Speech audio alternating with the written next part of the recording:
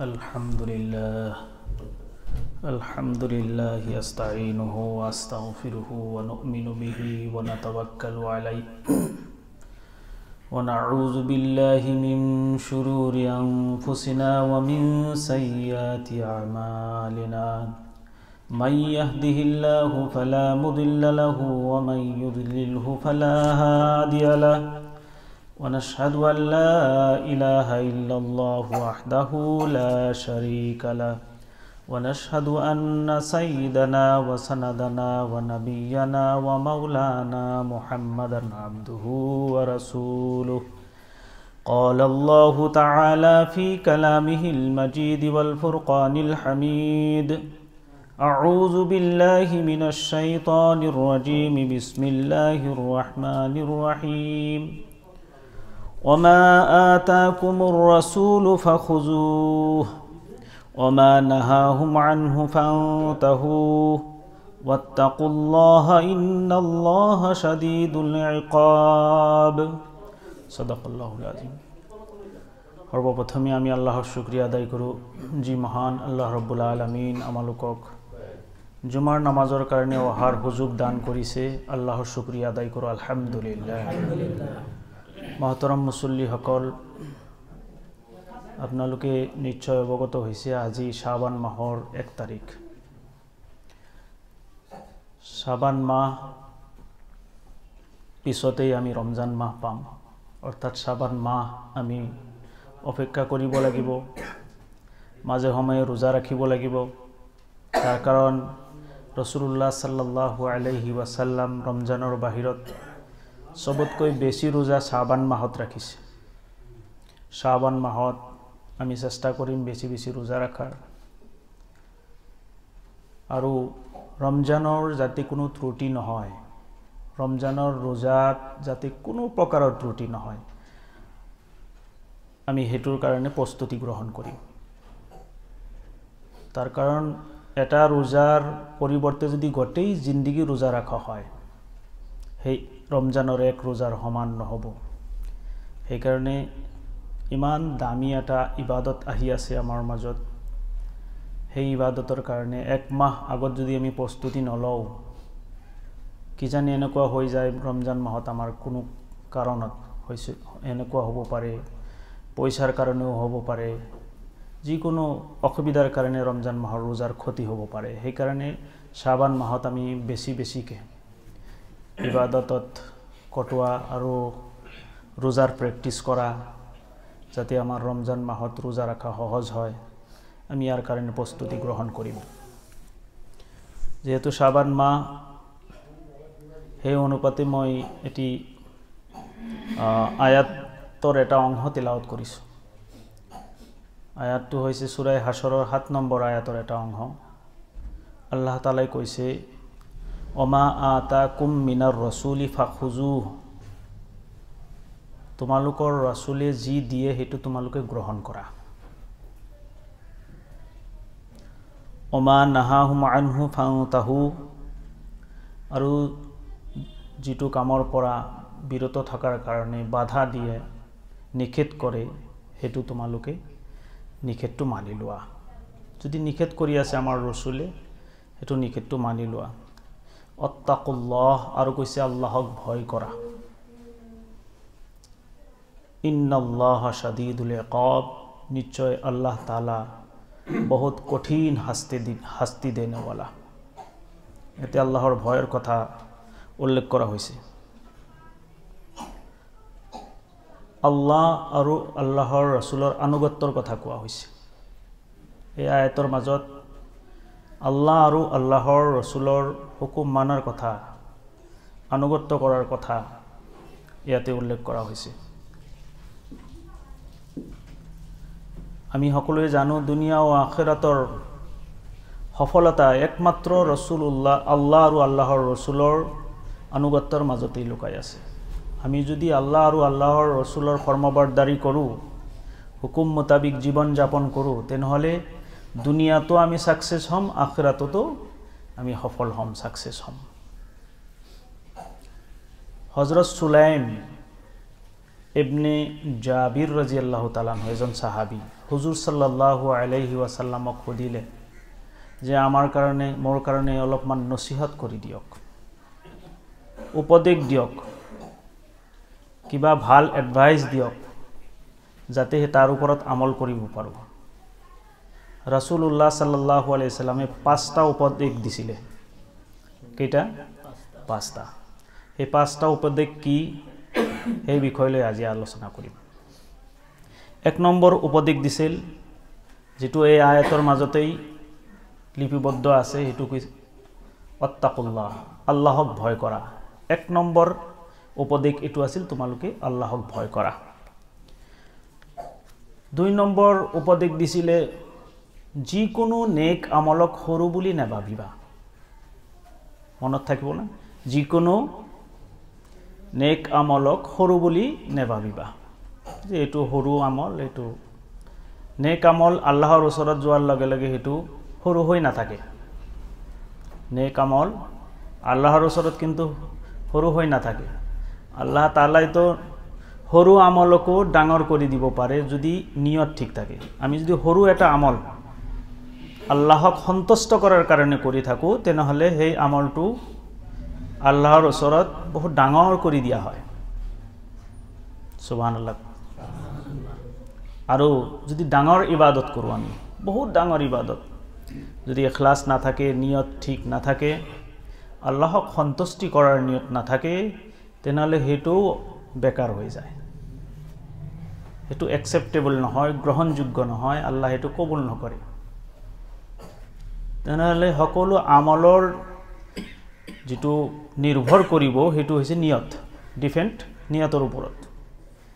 আমি কি ইন্টেনশন লৈ, কি নিয়ত লৈ আমি কামটো কৰি আছো, হেতুহে আল্লাহ তাআলাই জাস্টিফাই কৰে, যাচাই কৰে। আসলতে তোমাৰ দিলৰ নিয়ত কি আছিল? আল্লাহৰ নবী সাল্লাল্লাহু আলাইহি সাল্লামে ক'লে যে তুমি 2 নম্বৰ নসিহত মনত ৰাখিবা, এটো হৈছে সৰু আমল, নেক আমল যদিও সৰু হয় হেতু ইগনোৰ নকৰিবা। আৰু এক্সাম্পল দি কৈছে যে সৰু কেনেকুৱা আমল। উদাহৰণ দিছে ৰাসূল সাল্লাল্লাহু আলাইহি সাল্লামে, যদি কোনবা মানুহ তোমাৰ ওচৰত আছে, অলপমান পানী দি হেল্প কৰিব পাৰা। অলপ পানী পিয়া লাগিছে, অলপ তোমাৰ ভাগৰ পৰা অলপমান পানী দি হেল্প কৰিবা। সৰু আমল নহয় জানো? এটো সৰু কাম নহয় জানো? এটো এক্সাম্পল দিছে, হাদিসৰ মাজত আহিছে। আৰু কৈছে এটো সৰু আমল, যদি তুমি কথা কোৱা কাবাৰ লগত, তেনেহলে হাঁহি মুখত কথা পাতিবা। ইয়াতকৈ আৰু সৰু আমল কি? ৰাসূল সাল্লাল্লাহু আলাইহি সাল্লামে যে এক্সাম্পল দিছে, 2টা এক্সাম্পল, পাৰিলে তোমালোকে অলপমান পানী দি হেল্প কৰিবা যাতে তাৰো হেপা মৰি যায়। আৰু কথা কওঁতে, কথা পাততে এটো নেক আমল, এটো কি? হাঁহি মুখে কথা কবা।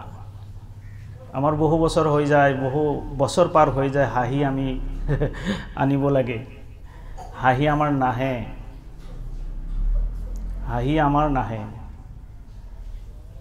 আমি কাবাৰ লগত কথা কওঁতে আমি যাতে হাঁহি মুখে কথা কওঁ, এটো ৰাসূল সাল্লাল্লাহু আলাইহি সাল্লামৰ এটা সুন্নত।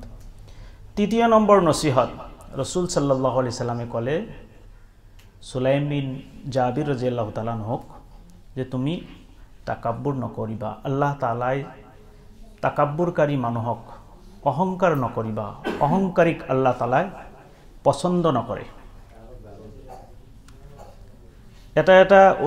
এটা যি নসিহত কোৱা হৈ আছে, সেইবিলাক অলপমান বিস্তাৰিত আলোচনা কৰিম।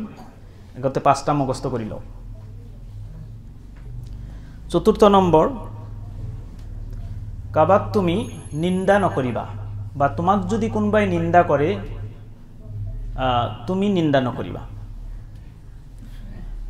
5ম নম্বৰ নসিহত কৰিলে যে তোমাক যদি কোনোবাই গালি দিয়ে, তুমি গালি নিদিবা,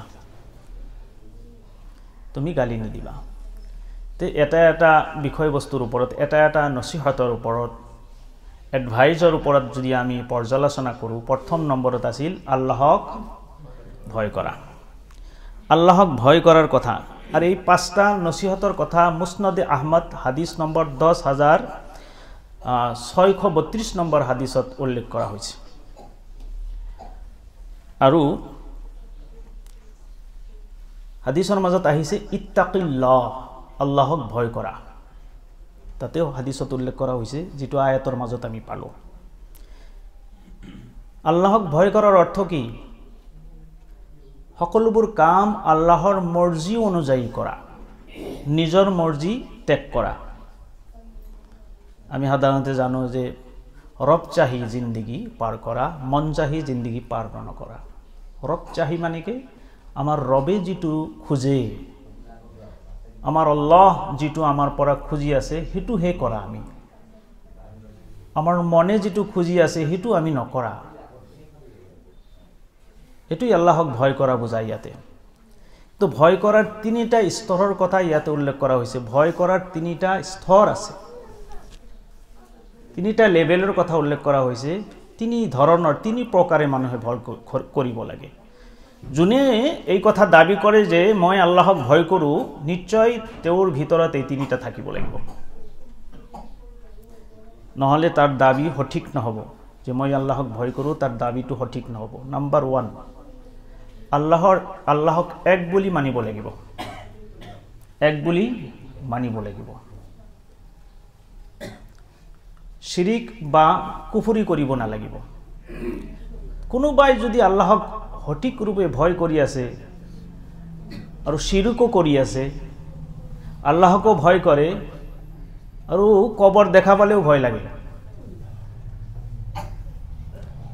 অৰ্থাৎ কিছু কাম কবৰৰ মাজাৰত হৈ থকা ব্যক্তিজনেও কৰিব পাৰে, এনেকুৱা আমাৰ ধাৰণা। আল্লাহৰ ওলি আছিল, বুজুৰ্গ আছিল, যে আল্লাহ নোৱাৰিলে কমচে কম এখেতটো পাৰিব। সন্তান আল্লাহৰ ওচৰতো খোজে, আকৌ কয় যে মাজাৰত গ'লেও সন্তান পোৱা যায়। তেনেহ'লে ইয়াৰ মাজত শিৰক সোমাই গ'ল। তেনেহ'লে ভয় প্ৰকৃতপক্ষেতো ভয় নহ'ল। সেইকাৰণে ভয় কৰাৰ যিটো লেভেল, ভয় কৰাৰ যিটো স্তৰ, প্ৰথম হৈছে একাত্মবাদ, আল্লাহৰ এক বুলি এক মানা আৰু লা শৰীক সাব্যস্ত কৰি মানা, কোনো ধৰণৰ শৰীক স্থাপন নকৰা আল্লাহৰ লগত। দ্বিতীয় নম্বৰৰ ভয়ৰ যিটো স্তৰ কোৱা হৈছে, সেইটো হৈছে কি? কোনো প্ৰকাৰৰ গুনাহ নকৰা, সৰু গুনাহ বুলি ভাবি গুনাহ কৰা, কোনো প্ৰকাৰৰ, ইয়াতে সব গুনাহৰ কথাই কৈ আছে, কোনো প্ৰকাৰৰ গুনাহ নকৰা। কোনোবাই যদি এই কথা দাবী কৰে মই আল্লাহক ভয় কৰোঁ, তেনেহ'লে নিশ্চয় তাৰ ভিতৰত থাকিব লাগিব কোনো প্ৰকাৰৰ ভয়, তাৰ কোনো প্ৰকাৰৰ গুনাহ তাৰ নাথাকিব। আনকি এইখিনিৰ পৰাও আৰু দূৰলৈ আমাৰ চিন্তা কৰিব লাগিব যে গুনাহটো কৰিম, তৃতীয় নম্বৰ সেইটো কি কোনো সন্দেহযুক্ত গুনাহৰ সন্দেহ আছে, গুনাহ হ'ব না নহ'ব, এনেকুৱা সন্দেহ যদি হয়, ডাউট যদি থাকে, সেইটোৰ পৰাও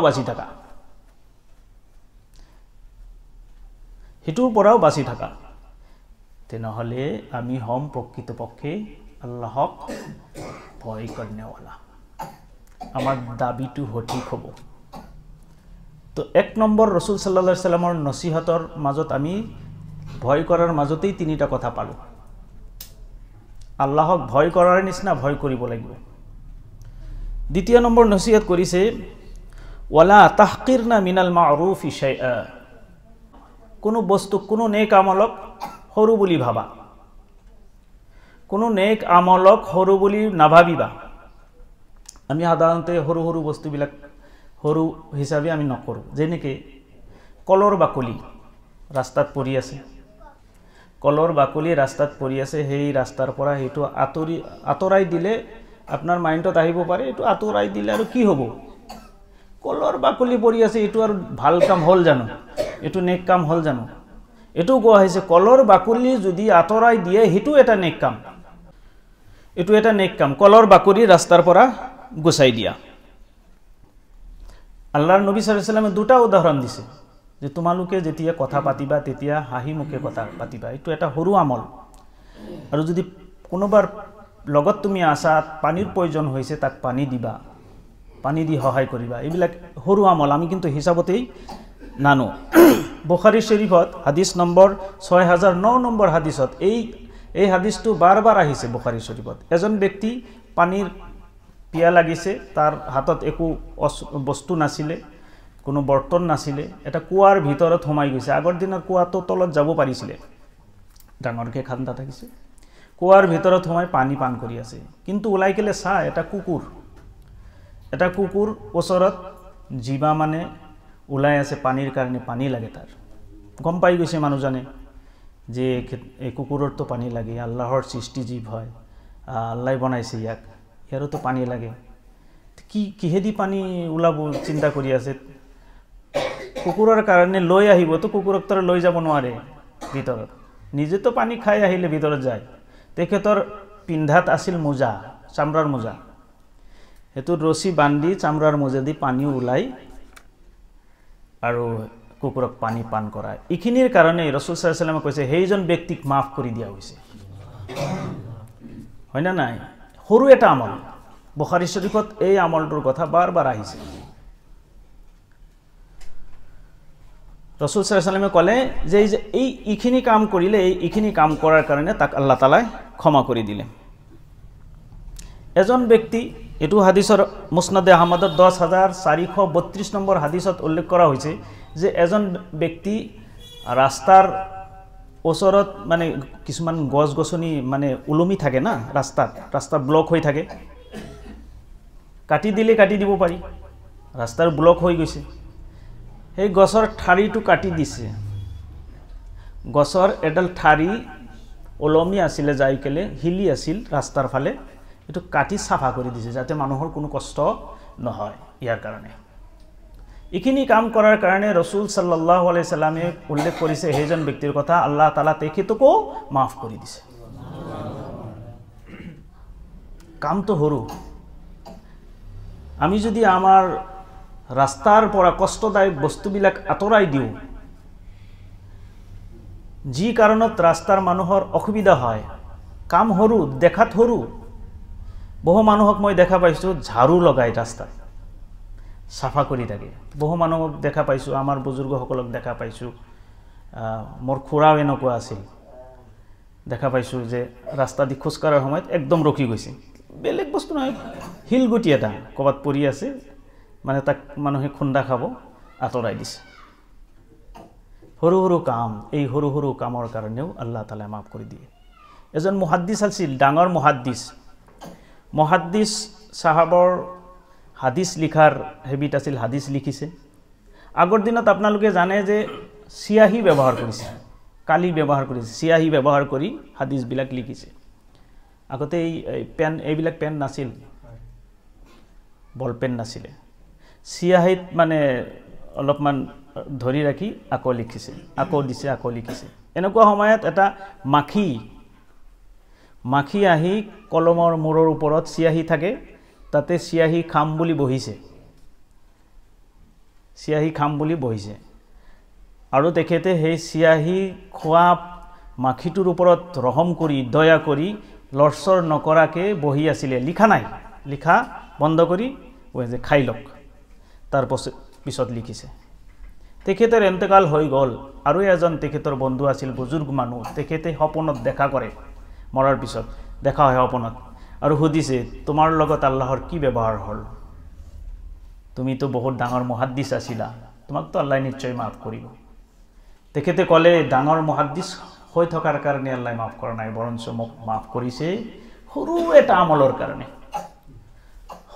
আমলৰ কাৰণে সেই আমলটো হৈছে মই এটা মাখিক অলপমান হেপা নিবাৰণ কৰি দিছিলো পানী খুৱাই দিছিলো তাৰ কাৰণে আল্লাহ তাআলা মাফ কৰি দিছে সুবহানাল্লাহ আমি সৰু কাম বিলাক যদি সৰু বুলি থৈ দিও আমাৰ ডাঙৰ কাম কৰাৰ তো সপোনেই নাই সৰু কামৰ পৰা আমি ষ্টাৰ্ট কৰো প্ৰথম অৱস্থাত আমি সৰু কাম তাৰ মাজত ৰাস্তাৰ পৰা কষ্টদায়ক বস্তুবিলাক আমি আতৰ কৰি দিম ৰাস্তাৰ যি কন্ডিশন পানী জাবৰ জোথৰ ইত্যাদি আমি সকলোৰে দায়িত্ব সকলোৱে মিলি জুলি যেতিয়া আমি ৰাস্তা সাফ চিকনকে ৰাখিম নিশ্চয় আমাৰ ওচৰ পাজৰৰ মানুহে বা বেলেগ ঠাইৰ পৰা মানুহ আহিও কষ্ট অনুভৱ নকৰিব তৃতীয় নম্বৰ নসিহত ৰাসূল সাল্লাল্লাহু আলাইহি ওয়াসাল্লামে কৈছে ওয়া ইয়াকাল মাখিলাতা ফা ইন্নাল্লাহা লা ইউহিব্বুল মুখিলা তুমি অহংকাৰ নকৰিবা তাৰ কাৰণ আল্লাহ তাআলাই অহংকাৰকাৰী মানুহক পছন্দ নকৰে অহংকাৰ কৰাটো আল্লাহ পছন্দ নকৰে হাদিসৰ মাজত আহিছে কাবাৰ দিলৰ মাজত অন্তৰৰ মাজত হৰিহৰ দানা পৰিমাণ যদি অহংকাৰ থাকে জান্নাতত যাব নোৱাৰিব নাউজুবিল্লাহ অহংকাৰ কিহৰ কাৰণে হয় মানুহৰ জীৱন যৌৱনৰ কাৰণে সৌন্দৰ্যতাৰ কাৰণে ক্ষমতাৰ কাৰণে শক্তিৰ কাৰণে ধন সম্পদৰ কাৰণে শিক্ষা দীক্ষাৰ কাৰণে বিভিন্ন ফালেদি মানুহৰ কি আহে অহংকাৰ আহে কিন্তু আমাৰ যিমান আছে তাতকৈ বেছি আছিল ইবলিছৰ তাতকৈ বেছি ইবলিছৰ আছিল হাজাৰ হাজাৰ বছৰ ইবাদত কৰিছিলে ইবলিছে আল্লাহ তাআলাই হুকুম দিলে সিজদা কৰা অহংকাৰ কৰিলে অহংকাৰ কৰাৰ কাৰণে এই অহংকাৰ পতনৰ মূল কোৱা হয় না নাই কথাটো অহংকাৰ পতনৰ মূল ইবলিছ কি হৈ গল নিস্তনাবুদ হৈ গল মৰদুদ হৈ গল আল্লাহ তাআলাই তাক কি কৰি দিলে জান্নাতৰ পৰা উলাই দিলে শয়তান বনাই দিলে আমি অহংকাৰ কৰি যাতে হাদিসৰ মাজত আহিছে কাবাৰ লুঙ্গি পায়জামা প্যান্ট যদি টাকনুৰ তলত থাকে সেই অংশটো জাহান্নামত জ্বলাই দিয়া হয় টাকনুৰ তলত হৰুগাঠিৰ তলত যদি সুসুৰাই লুঙ্গি পিন্ধে তলত দি সুসুৰি যায় আছে লুঙ্গি পিন্ধে প্যান্ট পিন্ধে আজিকালি তো প্যান্ট পিন্ধা তো টাকনুৰ ওপৰত এটা ফ্যাশনও আছে বৰ্তমান অলপমান ছুটি কৰি ৰাখে মই খেয়াল কৰো যে বৰ্তমান সুন্নতৰ ওপৰত আমল হৈ আছে কেইমাহ বছৰ আগত ওলাইছিল ড্ৰাইভাৰ বিলাকে বেছি পিন্ধিছিল এই 3 কোৱাৰ্টাৰ পায়জামা ওলাইছিল মানে আঁঠু ঢাকা মানে হাৰামৰ পৰা বাছি গৈছিল এটো কমসে কম আঁঠু ঢাকি ৰাখিব লাগে কিন্তু হেতু ভাল আছিল কিন্তু যাই এটা সময়ত কিন্তু একেবাৰে সুসুৰি যোৱা আৰম্ভ হল আমি ইনশাআল্লাহ এইবিলাক সৰু বস্তু কিন্তু এই সৰু বস্তুৰ পৰা হাদিসৰ মাজত কিমান লানত দিছে যে জাহান্নামত জ্বলোৱা হ'ব আল্লাহ তাআলা এই সকলো সৰু বস্তুৰ পৰা আমালোকক আমল কৰাৰ তৌফিক দান ৰাসূল সাল্লাল্লাহু আলাইহি ওয়াসাল্লামে এটো নসিহত কৰিছে এইবোৰ কাৰণৰ কি হয় মানুহৰ অহংকাৰ হয় 4 নম্বৰ নসিহত যদি তোমাক কোনোবাই নিন্দা কৰে তেনেহলে তুমি নকৰিবা তুমি নিন্দা নকৰিবা ইতিকিং কৰে তোমাক তিৰস্কাৰ কৰে ইতিকিং কৰে ঘৃণা কৰে তুমি নকৰিবা এটো নিষেধ কৰিছে 5 নম্বৰ নসিহত এটো হৈছে কি কাকো তুমি গালি নিদিবা বা তোমাক যদি গালি দিয়ে তুমি তাৰ পৰিৱৰ্তে তুমি গালি নিদিবা এটো মুনাফিকৰ লক্ষণ হয় কোনবাই যদি গালি বকি থাকে গালি দি থাকে মানুহে মানুহক গালি দিব নোৱাৰে এবাৰ রাসূল সাল্লাল্লাহু আলাইহি ওয়াসাল্লাম উপস্থিত আছিল আবু বকর সিদ্দিক রাদিয়াল্লাহু তাআলা আনহু উপস্থিত আছিল সেই সময়ত এজন ব্যক্তিয়ে আহি গালি দিছিল আবু বকর সিদ্দিক রাদিয়াল্লাহু তাআলা আনহু বৰ বেছিকে গালি দিয়া আৰম্ভ কৰিলে তেতিয়া আবু বকৰ সিদ্দিক ৰাদিয়াল্লাহু তাআলা আনহু কি কৰিলে জবাব দিয়া আৰম্ভ কৰিলে তৎক্ষণাৎ আমাৰ ৰাসূল সাল্লাল্লাহু আলাইহি ওয়াসাল্লাম তাৰ পৰা আঁতৰি গল পিছত আবু বকর সিদ্দিকক কলে যে তুমি জানো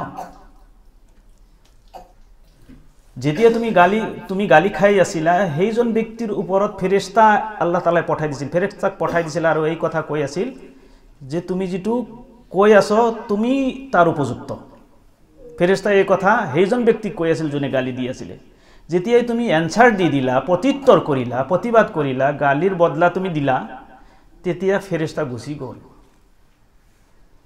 গুচি গল কোনবাই যদি গালি দিয়ে হেতু আপনি বৰদাস্ত কৰক ফেৰেশতাই আপোনাৰ কাৰণে বদলাটো লৈ আহে আল্লাহ তাআলা পঠাই দিয়ে সেইকাৰণে গালিও বৰদাস্ত কৰিব লাগিব কোনবাই যদি গালি দিয়ে বৰদাস্ত কৰিব লাগিব ধৈৰ্য ধাৰণ কৰিব লাগিব এই সৰু বস্তু বিলাক যদি আমি আমল কৰো পাঁচটা নসিহতৰ ওপৰত যদি আমল কৰো নিশ্চয় আমালোকৰ সমাজৰ পৰা বহু সংখ্যক অশান্তি দূৰ হৈ যাব আপসৰ মাজত মিলা প্ৰীতি ভাতৃত্ববোধ আমাৰ আহিব মই ভাবিলো যে শাবান মাহৰ প্ৰথম সপ্তাহত এনেকুৱা এটা আমাৰ বয়ান হ'ব লাগে যে বয়ানৰ দ্বাৰা আমাৰ মুড ফ্ৰেশ হয় মন ফ্ৰেশ হয় যাতে আগলৈ আমি যি আজমতওয়ালা ইবাদত আহি আছে বৰকতওয়ালা মাহ আহি আছে সেই মাহৰ কাৰণে পূৰ্ণ প্ৰস্তুতি আমাৰ এইবিলাক কামৰ পৰা ষ্টাৰ্ট কৰো কৰিম ইনশাআল্লাহ আল্লাহ তাআলা আমল কৰাৰ তৌফিক দান কৰে